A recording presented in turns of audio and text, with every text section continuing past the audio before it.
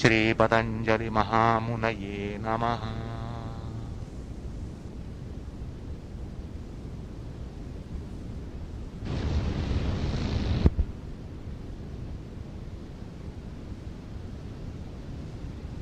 आता सूत्रकार तिसरा एक प्रकार, चित्त प्रसारणाचा तिसरा पर्याय हा सांगतात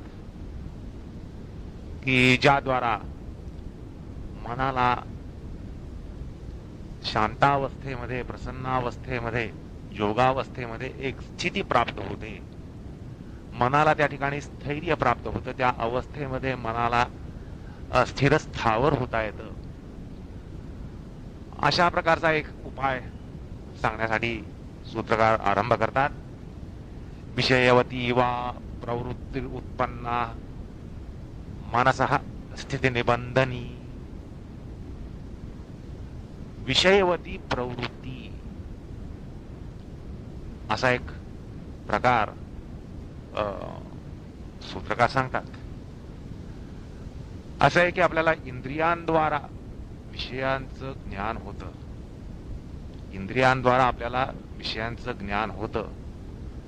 जर आपल्याला विषयांचा साक्षात्कार होण्यासारखी जर क्रिया त्या यंत्रणेमध्ये घडली, आलं का लक्षात?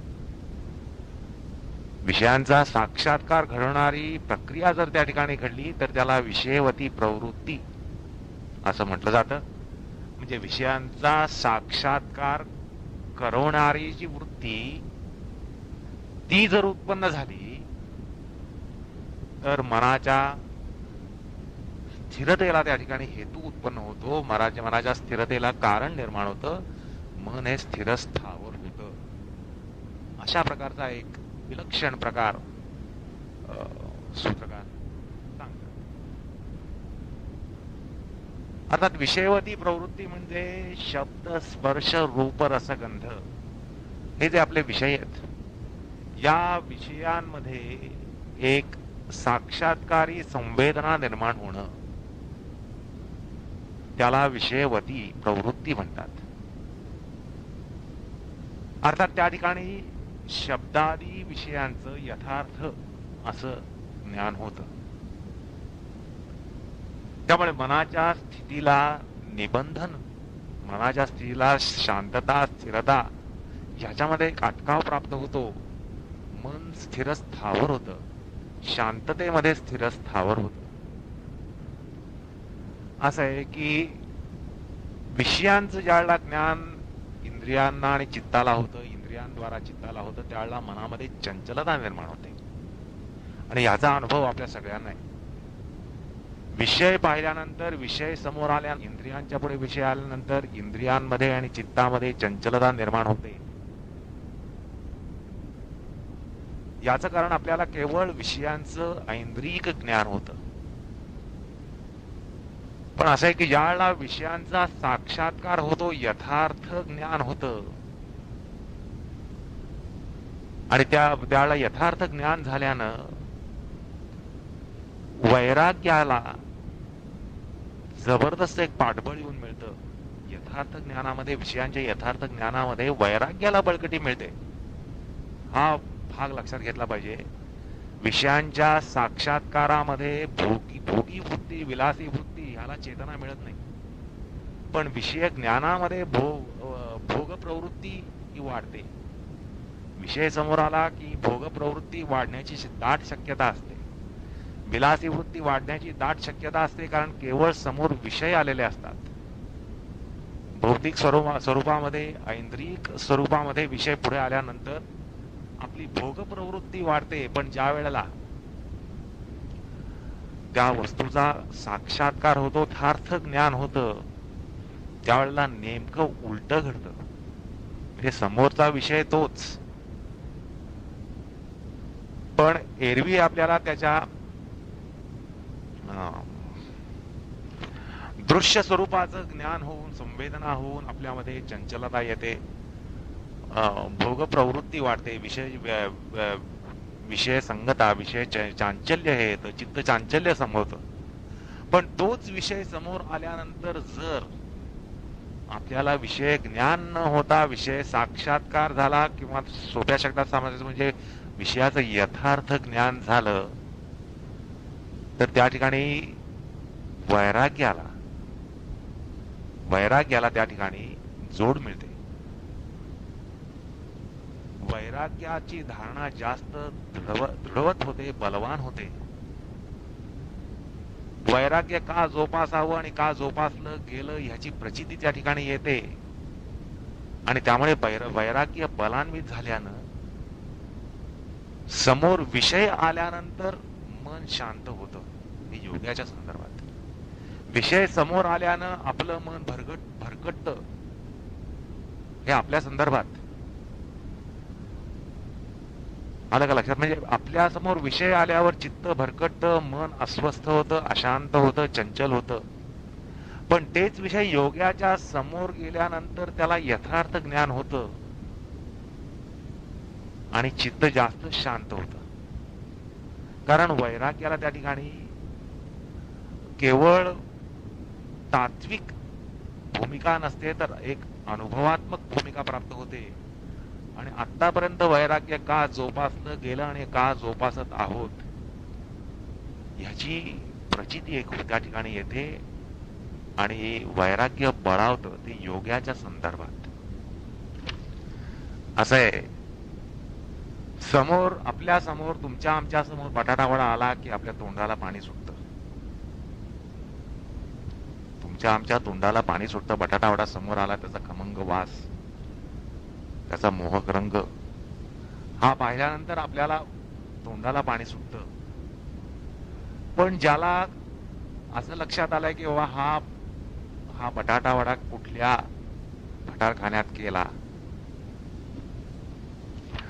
आणि तो करणारा कळकट्ट मळकट्ट स्वयंपाकी घाम ज्याच्या शरीरातून नितळतोय, अंगाला फक्त कमरेला एक वस्त्र गुंडाळलंय, बाकी तो आहे. आणि अशा उघड्या बंब अशा घामाळलेल्या एका माणसानं हा बटाटा वडा तळला, बटाटे चिरले. बटाटे चिरत असताना, तळत असताना घाम नितळत होता. हे ज्याने त्या ठिकाणी पाहिलं, त्याला त्यावेळेला बटाटा वडा समोर आला तर काय होईल? म्हणजे केवळ मोहच थांबणार नाही. बटाटा वडा खावा आणि पाहून खावा असा मोहच थांबणार नाही, तर त्याला त्या ठिकाणी एक दोषदर्शन आलेलं असेल की नाही, हा बटाटा वडा जो होता तळताना मी पाहिलाय, बटाटा चिरताना पाहिलाय, पीठ मळताना पाहिलाय, कळकट्ट मळकट्ट असे ते घामाळलेले भटारखान्यातले सेवक हे त्याच्या पुढे आल्यानंतर काय होईल त्याला? म्हणजे केवळ त्याचा मोहच जाणार नाही, तर त्याला त्या ठिकाणी दोषदर्शन येईल आणि त्याला नकोसं वाटेल. मग आता योगाच्या बाबतीत असं होतं की त्याला विषय दोष दर्शन, हे विषय समोर आल्यानंतर विषय दोष दर्शनाचं त्याला त्या ठिकाणी प्रॅक्टिकल होतं समोर. म्हणजे प्रयोगशाळेमध्ये एखादी गोष्ट आपल्याला जशी दिसते, काय आहे हे कळतं, तसं योग्याला विषय समोर आल्यानंतर जणू त्याचे डोळे ही एक प्रयोगशाळा आहे. त्याची इंद्रिय, मन, बुद्धी ही एक प्रयोगशाळा आहे. ताबडतोब त्यांना त्याच्या मागचं संबंध विश्लेषण हे प्राप्त होतं की ही वस्तू काय आहे, कशी आहे, कशासाठी आहे, कुठून प्राप्त झाली, कशासाठी प्राप्त झाली, आणि त्याला दोषदर्शन लगेच येतं पुढे. जसं आता आपण पाहिलं, बटाटा वड्याचं उदाहरण पाहिलं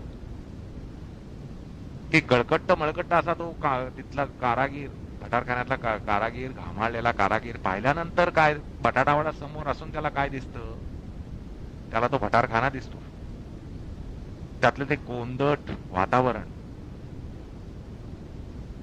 घामाळलेले कर्मचारी, कळकट्ट मळकट्ट अशा एका वस्त्रानिशी काम करणारे असे कर्मचारी हे दिसतात. आणि त्याला जे होतं तसं योग्याला विषय समोर आल्यानंतर त्याचं वैराग्य बळावतं. ह्याच्यामध्ये विसंगत असं काहीच नाहीये, ह्याच्यामध्ये विसंगत काहीच नाहीये. किंवा त्याला तसं दोषदर्शन झाल्यानंतर त्याला मन त्याचं वैराग्य बलान्वित होणं, ह्या सिद्धांतासाठी मोठी उठाठेव करावी लागत नाही. आलं का लक्षात? म्हणजे योग्याला विषय साक्षात्कार होणारी वृत्ती प्राप्त झाल्यानं, समोर विषय आल्यानं चित्त जास्तच शांत होऊ शकतं, कारण वैराग्य बलान्वित होतं, वैराग्य दृढावतं. हा एक प्रकार मनाशी आपण पहिल्यांदा समजून घेतला तर आपल्याला हे जटिल वाटणारं सूत्र, क्लिष्ट वाटणारं सूत्र, अवघड वाटणारं सूत्र थोडस सोपं होऊ शकेल. थोडक्यात म्हणजे योग्याला समोर विषय आल्यानंतर मन चंचल न होता जास्त स्थिर होऊ शकतं, कारण त्याचं वैराग्य बळावतं. आणि तो प्रकार सूत्रकार या ठिकाणी सांगतात, विषयवती वा प्रवृत्ती उत्पन्ना मनसः स्थिती निबंधनी, विषयांचा साक्षात्कार करविणाऱ्या वृत्ती उत्पन्न होण्यानं तसे विषय समोर जरी आले तरी मनाच्या स्थिरतेला ते हेतू बनतात, मनाला जास्त स्थिरता देतात, असा प्रकार सूत्रकार या ठिकाणी सांगतात. अर्थात मनाचं निबंधन होतं म्हणजे मनाला एकाग्र धर्म प्राप्त होतो, मनाला एकाग्रता प्राप्त होते, मनाची एकाग्रता येते. तर असं आहे की शब्दादी विषयांचं म्हणजे शब्द स्पर्श रूप रसगंध हे जे विषय आहेत, हे जे विषय आहेत यांचं यथार्थ ज्ञान झाल्यानं त्यात दोषदर्शन येतं. दोषदर्शन त्या ठिकाणी स्फुटपणे आणि असा प्रकार असं दोषदर्शन होऊन यथार्थ ज्ञान होतं. हा प्रकार शास्त्रामध्ये योगवार्तिककार सांगून जातात, विज्ञान भिक्षू सांगून जातात. ते म्हणतात, गंधादीनाम दोषदर्शनात तद्विषयके वशिकार वैराग्ये जाते. आणि अत्यंत सुसंगत प्रकार आहे हा. दोषदर्शन, विषयातलं दोषदर्शन झाल्यानंतर, विषय समोर आल्यानंतर चित्ताला चंचल धर्म तर येणार नाही, उलट अजून जास्त स्थिर धर्म प्राप्त होईल. हे अत्यंत सुसंगत आहे. तर तो प्रकार या सूत्रामध्ये सांगितला जात आहे. असो, तर या ठिकाणी आपण आपली अवस्था, आपल्या अवस्थेमध्ये समोर विषय आल्यावर काय होतं ह्याच्या तुलनेनं योग्याच्या विषय समोर विषय प्रवेश झाल्यानं काय होतं हा प्रकार पाहिला. अर्थात एक फार लांबची उडी मारली आपण. म्हणजे आपल्या सामान्य जनांच्या चित्त व्यापाराला स्पर्शून आपण तिथून एक जी झेप टाकली, ते एकदम योग्याच्या चित्ताला स्पर्श केला आणि मग असं लक्षात आलं की आपल्यामध्ये मन चंचल होतं आणि त्याच्यामध्ये वैराग्य वाढतं. नेमके परस्पर विरुद्ध गोष्टी, नेमक्या परस्पर विरुद्ध गोष्टी घडतात. आपण आपल्यामध्ये भोगवती प्रवृत्ती प्राप्त होते, तर त्याच्यामध्ये निवृत्तीवती वैराग्यवती प्रवृत्ती निर्माण होते, असं आपल्याला दिसतं. आलं का लक्षात? म्हणजे आपल्या समोर विषय आला कारण तोपर्यंत कदाचित आपण शांत असू, पण विषय समोर आला का आपल्यामध्ये भोगवती प्रवृत्ती निर्माण होते आणि योग्याच्या मध्ये वैराग्यवती प्रवृत्ती निर्माण होते. आणि वैराग्यवती प्रवृत्ती, निवृत्तीवती प्रवृत्ती याला या शास्त्रामध्ये विषयवती प्रवृत्ती असं म्हटलंय. अर्थात आपली विषय प्रवृत्ती आणि ती विषयवती प्रवृत्ती असं म्हटलेलं आहे. अर्थात विषयवती प्रवृत्तीचा अर्थ समजून घेण्यासाठी आपण ह्या संकल्पना समजून घेतल्या पाहिजेत की आपल्यामध्ये विषय समोर आल्यानंतर जी प्रवृत्ती निर्माण होते, चित्तामध्ये चांचल्य निर्माण होतं, चलायमान होतं, चित्त आणि इंद्रिय चलायमान होतात, लौलुप्य येतं, लौल्य वाढतं, आपल्यामध्ये लोभ वाढतो, राग हा भाव निर्माण होतो. अर्थात राग म्हणजे मराठी राग नव्हे, संस्कृत राग, योगशास्त्रीय संकल्पनेतला राग. तर तशा आपल्यामध्ये एक प्रकारे लोभ आणि ओढ आणि वासना निर्माण होते. असा प्रकार आपल्या चित्तात संभवतो आणि त्यामुळे त्याला आपण विषय संपर्कानं भोगवती प्रवृत्ती म्हणायला पाहिजे. आणि भोगवती प्रवृत्तीच्या नेमकी जी विरुद्ध असेल त्याला शास्त्रामध्ये विषयवती प्रवृत्ती अशी एक शास्त्रीय संकल्पना आहे, हे आपण समजून घेतलं पाहिजे.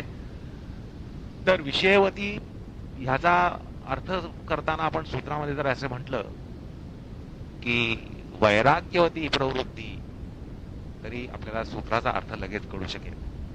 कारण विषयवती प्रवृत्तीचा आपल्या मनामध्ये एक अर्थ पक्का झालेला आहे आणि तो अर्थ या ठिकाणी लागल्यामुळे आपल्याला एक आपण गोंधळतो की विषयवती प्रवृत्तीतून मन शांत कसं होईल, मन एकाग्र कसं होईल, मन प्रसन्न कसं होईल. याचं कारण विषयवती ह्या शब्दाने आपण शब्दशः अर्थ करायला गेलो तर आपण घोटाळ्यात पडतो आणि सूत्र जटिल बनतं. त्यामुळे विषयवती हा तांत्रिक शब्द आहे आणि त्याचा अर्थ करून घेताना आपण असं समजून घेतलं पाहिजे की याचा अर्थ निवृत्तीवती प्रवृत्ती जी भोग प्रवृत्तीच्या विरुद्धची जी असेल ती वैराग्यवती प्रवृत्ती म्हणजे विषयवती प्रवृत्ती. तर क्षणभर सूत्रामध्ये तुम्ही विषयवती वा प्रवृत्ती उत्पन्ना मनसा स्थिती बंधनी अशा सूत्राच्या जागी आपल्या सोयीसाठी आपण जर असं सूत्र वाचलं, विषय निवृत्तीवती वा प्रवृत्ती उत्पन्ना, आलं का लक्षात, विषय निवृत्तीवती प्रवृत्ती उत्पन्ना मनसा स्थिती निबंधनी, तर आपल्याला त्याचा अर्थ थोडा सुगम होईल. असो, तर मुद्दा असा की आपण असं पाहिलं की एकदम आपल्या प्रवृत्तीपासून आपण योग्याच्या प्रवृत्तीपर्यंत एक झेप घेऊन अर्थाचं आकलन करून घेण्याचा प्रयत्न केला. पण दरम्यान आपण काही टप्पे हे गाठू शकतो, तर आपण त्या टप्प्यांचा थोडासा विचार करूया. असं आहे की बघा, ज्यावेळेला इंद्रिय विषय संपर्कामध्ये विषय सन्निकर्षाला प्राप्त होतात त्यावेळेला आपण असं पाहिलं की आपलं चित्त चंचल धर्म प्राप्त होतं, त्याच्यामध्ये चांचल्य निर्माण होतं, लौल्य निर्माण होतं.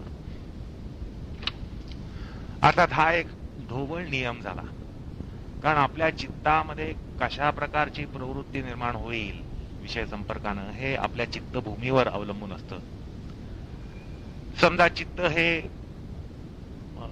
भोग प्रवृत्तीत असेल तर त्याला लौल्याचा पूर येईल, जबरदस्त चांचल्याचा पूर येईल. पण समजा मन विषण्ण झालंय, तर मन विषण्ण झाल्यानंतर समोर एक सुंदर गुलाबाचं फूल आलं तर त्याला कदाचित कुठल्याच प्रकारची चेतना मिळणार नाही, त्या गुलाबाच्या फुलाचा काहीही परिणाम होणार नाही. प्रेयसीचा वियोग झालाय, प्रियपत्नीचा वियोग झालाय, मातेचा वियोग झालाय, पित्याचा वियोग झालाय, गुरुचा वियोग झालाय. अशा दुःखाच्या गर्तेमध्ये माणूस असल्यानंतर तेच गुलाबाचं फूल जरी समोर आलं तरी त्याचं चित्त हालत नाही. मग आपण त्या ठिकाणी म्हणतो, अरे काल तुला हे गुलाबाचं फूल दाखवलं तर तू केवढा हसलास, केवढा प्रसन्न झालास, केवढा एकदम स्वप्नाच्या ढगांमध्ये गेलास, तुला तुझी प्रेयसी आठवली आणि तू ते गुलाबाचं फूल घेऊन बागडत तिच्याकडे जाईन म्हणलास, आणि आज काय झालंय तुला, तेच गुलाबाचं फूल तुला दाखवतोय मी, आज काय झालं तुला. तर असा हा प्रकार संभवतो मनाच्या अवस्थेवर, ज्याला आपण स्टिम्युलेशन म्हणतो. ते स्टिम्युलेशन बदलत जातं. स्टिम्युली तीच जरी असली, गुलाबाचं फुलच समोर आहे, प्रचोदक तेच आहे, प्रचोदक जरी तोच असला तरी चेतना बदलू शकते, असं आपल्याला एक लक्षात येतं. मग समजा मन हे एका उदात्त पातळीत आहे, उदात्त भूमीवर गेलंय, चुकून म्हणा, कुठल्याही कारणानं मन जर उदात्त भूमीवर गेलं तर तेच गुलाबाचं फूल समोर आल्यानंतर उदात्त भूमीवर वर्तणूक होईल आणि मन जास्त उदात्त होऊ शकेल. आलं का लक्षात? हे आपण आपलं फूल, हे फूल आपल्या गुरुला अर्पण करू, भगवंताला अर्पण करू. अशा प्रकारे तो जास्त उदात्त होऊ शकेल. इतकं सुंदर फुले मला आत्ता घेऊन जाऊ दे, माझ्या करते, अशा प्रकारे त्याच्या उदात्ततेला एक लोंढा येऊन मिळेल. हे शक्य आहे.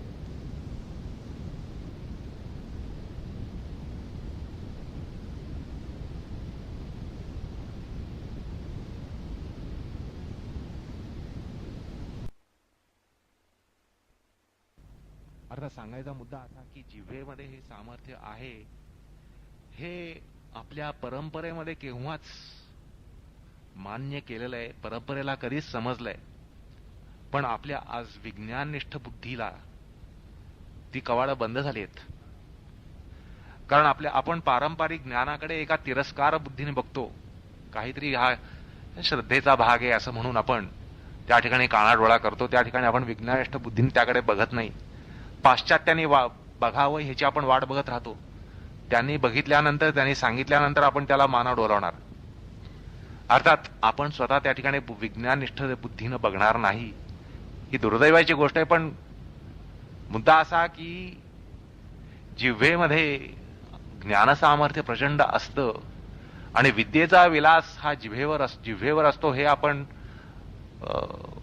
आपल्या बोलीभाषेमध्ये अनेक वेळा मान्यता त्याला देऊन जातो. पण त्याच्या मागे ही वास्तवता आपल्याला शोधता येते. पुन्हा आपल्या मुखामध्ये अग्निदेवता आहे. आपल्या मुखामध्ये अग्निदेवतेचं वास्तव्य आहे आणि ती अग्निदेवता असल्यामुळे आपलं मुख हे नेहमी ओलाव्याने युक्त असतं. नाहीतर अग्नी कधीच त्याला दग्ध करून टाकेल. हा एक फायर फायटिंगचा प्रकार आहे. अग्निशामक दल हे आपल्या तोंडामध्ये, मुखामध्ये, कारण आपल्या अग्नीमध्ये, आपल्या तोंडामध्ये अग्नीचं वास्तव्य आहे. आणि ही गोष्ट आपल्याला सहज मान्य करण्यासारखी आहे, पटण्यासारखी आहे. कारण आपले वाग्बाण जे असतात ते अत्यंत दाहक असतात. ही आपल्या अनुभवाची गोष्ट आहे. आपले वाग्बाण हे अत्यंत दाहक, हे आपल्या तोंडामध्ये अग्न्यास्त्र आहे. आपलं तोंड म्हणजे अग्न्यास्त्र आहे आणि आपल्या शब्दांनी आपण समोरच्या माणसाला जाळून त्याची राख करू शकतो. अर्थात आपण करत असतो. हे आपल्याला ही अनुभवाची गोष्ट आहे. ह्याचं कारण आपल्या मुखामध्ये अग्निदेवता आहे अशी एक आदिदैविक धारणा आहे. आदिदैविक त्या ठिकाणी धारणा आहे त्या मुखाची. बरं, अग्नी आहे म्हणजे प्रकाश आहे. प्रकाश आहे म्हणजे सर्व ज्ञानाला प्रकाशक असं जे तत्व आहे ते त्या ठिकाणी आहे. प्रकाश आहे. आणि म्हणून कदाचित त्या ठिकाणी रूप साक्षात्कारही मुखामध्ये होतो. शब्द साक्षात्कार होतो म्हणण्याचं कारण त्या मुखाद्वारा, जिभेद्वारा शब्द फुटत असतो. शब्दाला आविष्कार होण्याचं कारण जीभ नसेल तर आपण काय आवाज काढणार, कुठला शब्द काढणार? म्हणजे ही आपल्या पुन्हा अनुभवाची गोष्ट आहे की आपण जिभेचा उपयोग शब्दाच्या अभिव्यक्तीला करत असतो. त्यामुळे जिभेमध्येच शब्द साक्षात्कार आहे हे सुद्धा आपल्याला थोडंसं पटू शकतं. रूप साक्षात्कार आहे हेही पटू शकतं, कारण त्या ठिकाणी अग्नी आहे, अर्थात प्रकाश आहे. असो, तर एकूण भाष्यकार म्हणतात की यामुळे या ठिकाणी अशा प्रकारच्या पंचप्रवृत्ती, विषय प्रवृत्ती आल्यामुळं चित्त शांत होतं, स्थितीपदाला प्राप्त होतं असं ते म्हणतात. चित्ताला स्थैर्य येतं असं ते म्हणतात. तसंच ज्ञानाचा जो प्रतिपक्षी संशय, संदेह, ते सुद्धा दूर होतात असंही भाष्यकार सांगून जातात की संशय दूर होतात आणि विषयांमध्ये निश्चित असं दोषदर्शन होतं. हे जे या ठिकाणी संभवतं त्यामागे समाधी, प्रज्ञा, विवेक ही त्याची सहकारी कारणं असतात. यांच्या सहकारामुळे ह्या गोष्टी संभवतात. अशा प्रकारे भाष्यकार विलक्षण उलगडा करतात. तर पुन्हा एकदा ऐका की ह्या पंचप्रवृत्ती, पंचविषय प्रवृत्ती कशा असतात. तर नासिकाग्रावर दिव्य गंधाचं ज्ञान होतं. गंध प्रवृत्ती ही नासिकाग्रावर होते. जिव्हाग्र धारणेनं जिव्हाग्रावर रसप्रवृत्ती होते. पडजिभेवर रूप प्रवृत्ती मिळते. जिव्हा मध्यामध्ये स्पर्श प्रवृत्ती मिळते आणि जिव्हाच्या मुळामध्ये शब्द प्रवृत्ती मिळते. अशा प्रकारे पंचप्रवृत्ती, पंचविषयवती प्रवृत्ती ह्या शास्त्रकार सांगून जातात. आणि पुढे ते असे म्हणतात की ही जी भव्य दिव्य अशी तत्व आहेत, चंद्र, सूर्य, ग्रह, मणी, प्रदीप, रत्न, यांच्यामध्ये सुद्धा धारणा करून होणाऱ्या प्रवृत्ती या विषयवती प्रवृत्ती मानाव्यात. म्हणजे अगदी सुरुवातीला सांगितलं की तुम्हाला मनोरम असं निसर्गाचं समोर दर्शन होतंय. अत्यंत भव्य उदात्त असा निसर्ग आहे. तर अशामुळे आपल्या चित्तामध्ये जी एक उदात्तता येत जाते, तर योग्याची ही उदात्तता विषयवती प्रवृत्तीपर्यंत जाऊ शकते. म्हणजे तुम्हा आम्हाला जो निसर्ग साक्षात्कार होतो हिमालयाच्या सान्निध्यामध्ये गेल्यानंतर किंवा कुठे एक मनोरम असा निसर्ग पाहिल्यानंतर आपल्यामध्ये जी उदात्तता येते, तर त्याच्याशी तुलना करून तुम्ही समजू शकाल की योग्यामध्ये किती प्रकारची उदात्तता येत असेल, किती श्रेणीची उदात्तता येत असेल. ती जी उदात्तता येते ती विषयवती प्रवृत्ती असते असंही भाष्यकार सांगून जातात. म्हणजे केवळ जिव्हा आणि नासिकाग्र याच ठिकाणी ही प्रवृत्ती मिळते असं नाहीये. ही विषयवती प्रवृत्ती केवळ जिव्हा आणि नासिकाग्रातच मिळते असं शास्त्राचं मत नाहीये. तर अगदी सुरुवातीला सांगितल्याप्रमाणे भव्य दिव्य असं शब्द साक्षात्कार, रूप साक्षात्कार, रस साक्षात्कार, गंध साक्षात्कार ह्याच्याद्वारा सुद्धा ही विषयवती प्रवृत्ती मिळू शकते. एकूण हा सगळा अलौकिक असा प्रकार आहे. आणि अर्थात थोडस या ठिकाणी स्पष्टीकरण दिल्यामुळे मेंदूच्या झिंझिण्या कमी झालेल्या असतील, पण नाहीतर एरवी हा मेंदूला झिंझिण्या आणणाराच प्रकार आहे. आणि ही गोष्ट भाष्यकार सुद्धा मान्य करतात. ते म्हणतात की ही खरोखर विलक्षण गोष्ट आहे आणि त्यामुळे ह्याच्यावर लगेच विश्वास ठेवला जातो किंवा ठेवला जावा असं आग्रहाने म्हणता येत नाही. त्यामुळे पुढे अजूनही ते काही स्पष्टीकरण देतात. भाष्यकार म्हणतात की या ठिकाणी अंधश्रद्धा किंवा अशा प्रकारे श्रद्धा, विश्वास ही कुठपर्यंत आणि किती ठेवावी ह्याचं ते एक मोजमाप देतात. असं आहे ते. असं म्हणत नाही तुम्ही आपला अंधश्रद्धा ठेवा, मी सांगितलेल्या गोष्टीवर विश्वास ठेवा. तर ते म्हणतात की याच्यावर श्रद्धा कुठपर्यंत ठेवावी लागते आणि ठेवता येते हे त्याचा खुलासाही ते स्वतःच करतात. ते म्हणतात की योगशास्त्रामध्ये असे अनेक अलौकिक प्रकार, कल्पने पलीकडचे अनेक प्रकार कथन केलेले गेलेले आहेत. जागोजागी असे प्रकार आलेले आहेत, येणार आहेत. आतापर्यंत आले नसते तरी यापुढे येणार आहेत. आणि त्या संदर्भामध्ये भाष्यकारांचं जे एक कथन आहे ते अत्यंत बहुमूल्य आहे. ते म्हणतात की जोपर्यंत शास्त्रकथन, अनुमान आणि आचार्य उपदेश, गुरु उपदेश यांच्या प्रतिपादनामधला एकाही अंशाचं, त्यातल्या एकाही अंशाचं जोपर्यंत साक्षात्करण झालेलं नाही, साक्षात अनुभूती नाहीये, तोपर्यंत धर्म, अपवर्ग आणि हे सगळे सूक्ष्म विषय, गूढ विषय हे विश्वास पात्र ठरत नाहीत. त्यामुळे ह्या गोष्टीवर विश्वास ठेवू नये असं म्हणून म्हणणं बुद्धिवादाचं नाही. तर भाष्यकार म्हणतात यातल्या एखाद्या तरी गोष्टीचा साक्षात्कार करून घेण्याच्या मागे धडपडा, त्यासाठी प्रयत्न करा. असं म्हणू नका हे काहीतरी गूढ आहे, काही कळत नाही, कल्पनेच्या पलीकडचं आहे, बुद्धीच्या क्षमतेच्या पलीकडचं आहे म्हणून त्या ठिकाणी दुर्लक्षू नका. आणि तुम्ही विश्वास ठेवा असंही ते म्हणत नाहीत. ते म्हणतात यातल्या एखाद्या अंशाचा साक्षात्कार करून घेण्याचा प्रयत्न करा. आणि जोपर्यंत तुम्हाला तो एकाही अंशाचा साक्षात्कार झाला नाही तोपर्यंत ह्या सगळ्या गोष्टी विश्वास पात्र ठरत नाहीत. आणि म्हणून त्याचे शास्त्र कथन आहे, आचार्य उपदेश आहे, गुरु उपदेश आहे, त्याच्या परिपुष्टीसाठी कोणत्याही एका विशिष्ट अंशाचा प्रत्यक्ष अनुभव घेणं हे कर्तव्य असतं. संशय घेण्यापेक्षा त्यातल्या एखाद्या अंशाची अनुभूती घेणं हे कर्तव्य माना. एवढा बहुमूल्य असा उपदेश ते देतात. त्या शास्त्रकथित सर्व प्रतिपादनांमध्ये एका अंशाचं जरी प्रत्यक्षीकरण झालं तरी अगदी अपवर्गापर्यंत सगळ्या सूक्ष्म विषयामध्ये अगदी दृढ अशी श्रद्धा निर्माण होईल. तुम्हाला श्रद्धा ठेवा असं सांगण्याचं कारण आहे, श्रद्धा निर्माण होईल. आणि अशा समाधी साक्षात्कारासाठीच चित्त परिकर्म हे आरंभिलेलं आहे. आता जो हा प्रकार सांगितलाय तो तुम्हाला ती क्षमता प्राप्त व्हावी म्हणून हे प्रकरण आरंभिलेलं आहे ह्याची ते जाणीव करून देतात. आणि असं आहे की अनियत आणि अव्यवस्थित चंचल चित्तामध्ये, चंचल वृत्तीमध्ये त्या गंधादी दिव्य अशा प्रवृत्तीद्वारा त्या विषयामध्ये दोषदर्शन होतं. त्यावेळेला त्या ठिकाणी वशिकार नाम वैराग्य प्राप्त होऊन त्या त्या अर्थाचं प्रत्यक्षीकरण हे होत असतं. चित्ताला ते सामर्थ्य प्राप्त झालं असतं. तिथपर्यंत वाटचाल करण्यासाठी साधना अव्यवहितपणे चालू ठेवा असं ते म्हणतात. असो, आता असं आहे की आतापर्यंतच्या 2 सूत्रामध्ये चित्त प्रसादनम म्हणून सांगितलं गेलं आणि या ठिकाणी मनसस्थिती निबंधनही म्हटलं.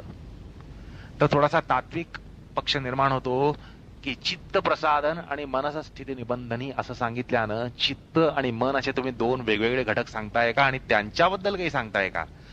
म्हणजे पूर्वी सांगितलं ते चित्तासाठी आणि आता सांगितलं ते मनासाठी, म्हणजे चित्त आणि मन ह्यामध्ये तुम्ही काही भेद वगैरे मानताय किंवा कसं, अशी एक तात्विक जिज्ञासा या सूत्राच्या कथनानं निर्माण होते.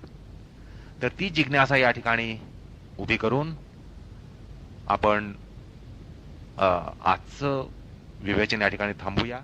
या जिज्ञासेला आपण पुढल्या प्रसंगी तोंड देऊया. कृष्णार्पणमस्तु.